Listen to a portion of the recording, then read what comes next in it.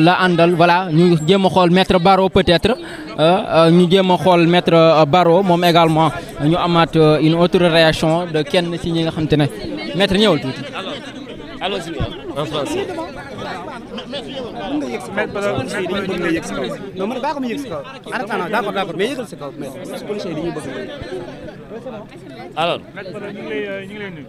Alors, notre client Badara Gadiaga vient d'être placé sous mandat de dépôt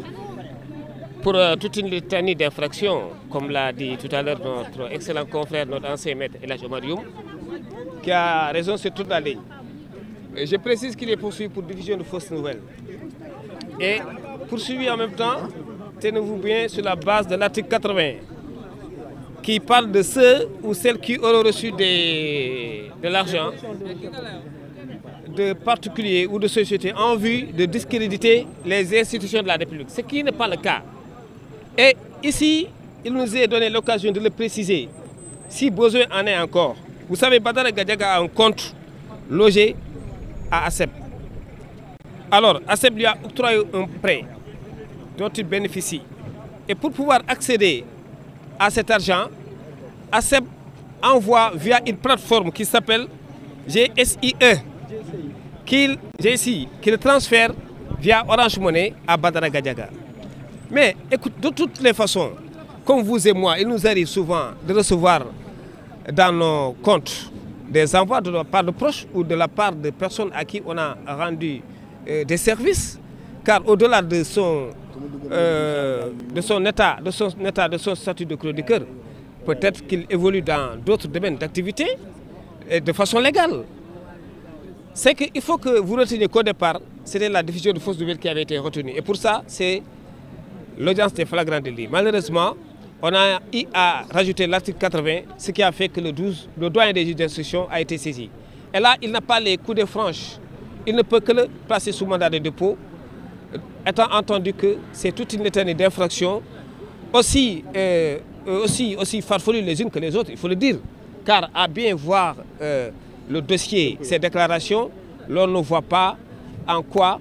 il devrait être poursuivi pour ces chefs-là. On le regrette car nous sommes dans un pays, dans un état de droit. Maître Omar Youm l'a dit tout à l'heure. Nous avons chez nous un parquet de la République. On ne va pas offenser nos institutions pour qui on a beaucoup de respect. Mais si on ne fait pas attention, on risque d'aller tout droit vers un parquet de la répression, ce qui serait vraiment dommage. Or, aujourd'hui, ce qui est important, c'est que les libertés publiques et individuelles soient sauvegardées. Pour le reste, on attend à ce que le doyen des juges le convoque pour l'entendre au fond.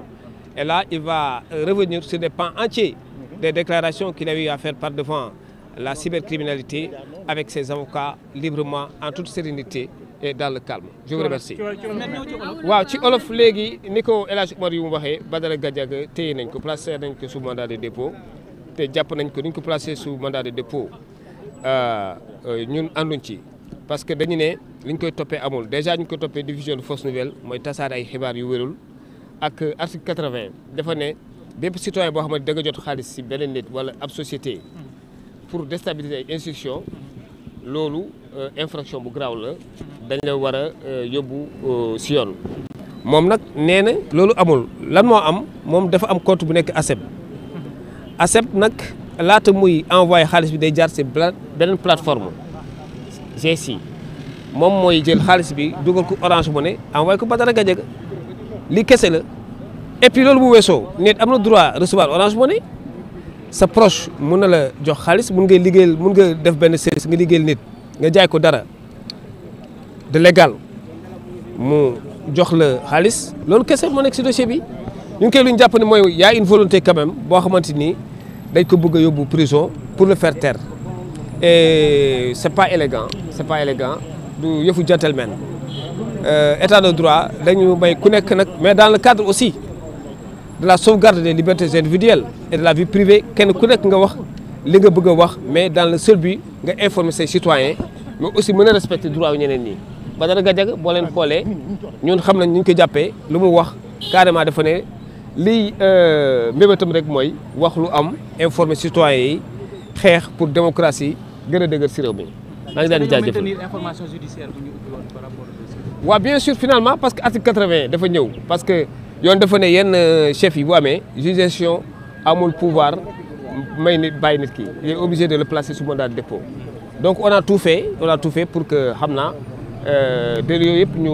dóol ko ci mooy division fausse nouvelle ak le fait que nit ki jot xaalis ci ay particulier wala ay société pour ñu ne dafa bëgg a daaneel ay institution te loolu xam ngeen amul Badara Gadiaga du genre nit ñooñu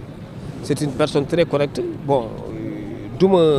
ma ko waxal lu amul man li ma woon ak li mu wax ci dossier bi ak li mu jëf aussi ci li ñu gis sur cette base la ñuy waxee sànq je pense que El Hadj Omar mu wax na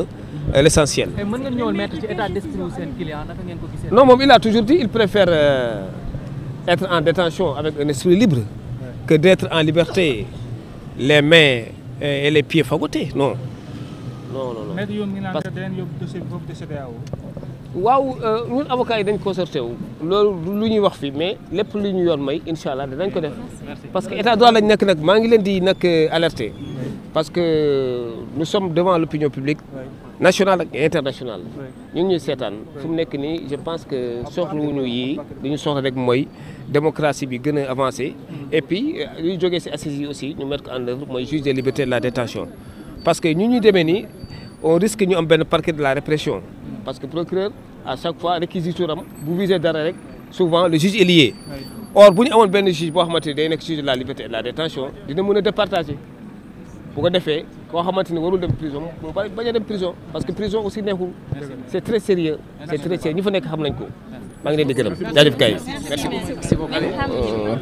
jaajëfal ko bu baax a baax merci beaucoup mu nekkoon maître Barro kenn si ñi nga xam te ne ñoom ñooy layol kookule di Badara Gadiaga kon dégg ngeen moom également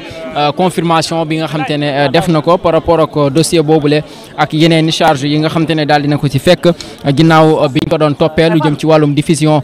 de fausses nouvelles ak yi ni mel kon mujjee nañ ci dolli yeneen charge yoo xamante ne kon lu ci mel ne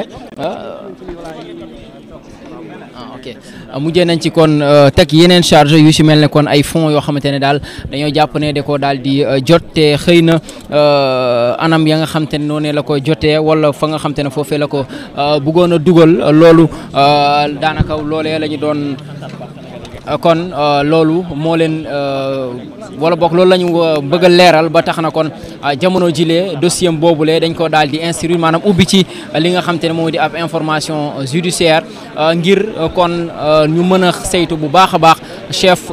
d'accusation wala d'inculpation yooyu nga xam te ne moom lañ koy daal di toppee ñu xool dëgg-dëgg ba xam lu ñuy confirmer la am déet waaye en attendant moom mi nga xam te ne moom moo di Badara Gadiaga nekk chroniqueur foofee ca télévision Futurs Médias ci émission bi nga xam te moo di jàkkaarloo pour faire un peu l'historique des faits jàpp leen ne ni ki àjjuma jële weesu yema woon ak ñeenti fan ci weerum juillet atum 2025 kon ci la daal di kon génne woon donc ni ki àjjuma ñeenti fan ci weerum juillet atum 2025 boobee ci la kon daal di yëkkati woon kàddu yi nga xam te ne moom la yëkkati woon jëmee woon ko ci ki nga